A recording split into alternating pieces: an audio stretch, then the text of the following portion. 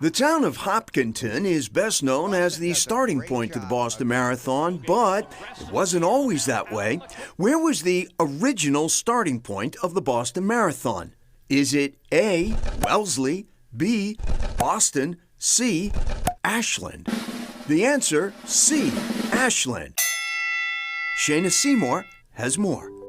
The decision was practical. Not only is Ashland about 25 miles from the BAA's Boston headquarters, but it also has a train station. That way the officials can come off the train at the starting line here and go back on the train and do different checkpoints along the course where the train stops were.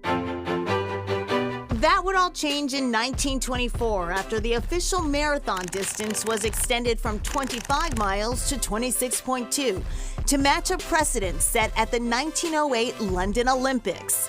The royal family added distance to ensure they could see the start of the race from Windsor Castle. So what did that extra 1.2 miles mean for Ashland? So then they just measured it. It happened to be Hopkinton across the town border. Ashland marks its 27-year history as the start of the Boston Marathon with a plaque and this tribute to the early winners. Many of today's winners are paid runners. That's their full-time profession, whereas back when the marathon first started, these winners had other professions. You look here, you have a blacksmith, a carpenter. They did their full-time job. They ran to and from work sometimes. That was part of their training. The first year, there were 18 entrants, 15 showed up, 10 finished. And it was like under 100 for decades and decades. It was just a road race. To understand how the Boston Marathon has grown from a 15-person all-male field to the world-class inclusive event it is today, we return to the original start line in Ashland with historian Paul Clarici. And when did it become this premier running event?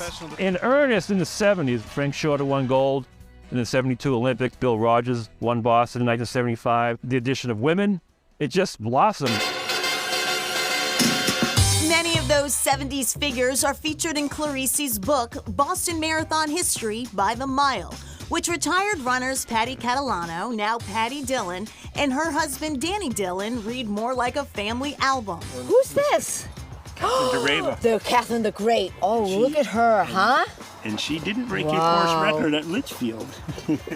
No, thank you for reminding me. Yeah. Though the couple now resides in Connecticut, Patty's accent reveals her Quincy roots. I grew up in House Neck, right on the beach. I could see the water from my bedroom window. It was really nice. Patty started running for the same reason many of us start to exercise.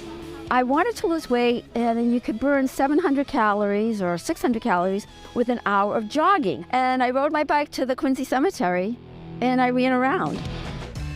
She had no formal training, but quickly learned that running made her feel alive. And soon, when running with a male friend training for the Boston Marathon, she had a plan. I blurted out, "I'm going to do the marathon."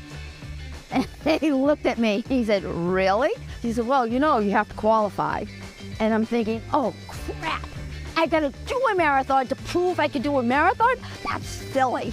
Several months later, Patty qualified for Boston by running the Newport Marathon. And so I'm waiting. I'm waiting for it to get hard. And I'm running and I'm running and I'm running. And then I finish and I hear, and here she is, the winner from Quincy, Patty. Winning the women's division in her very first marathon is just one of many accolades Patty has earned in a career that saw her become the first American woman to break the 2.5-hour mark in a marathon and so much more. Yet of all her trophies and medals, it is this small pin that she holds most dear. I've been second 3 times at Boston, and I have, you got the trophy with the unicorn on it, but I gave them away. But this is what I really kept, and only the top 100 get it. And it's lasted all these years. I'm very happy and proud of that. My first Boston, It's incredible. And Patty's a proud member of the Micmac tribe, and she's been very involved and active in promoting running programs within Native communities. And Patty was also one of the first female athletes to be signed by Nike.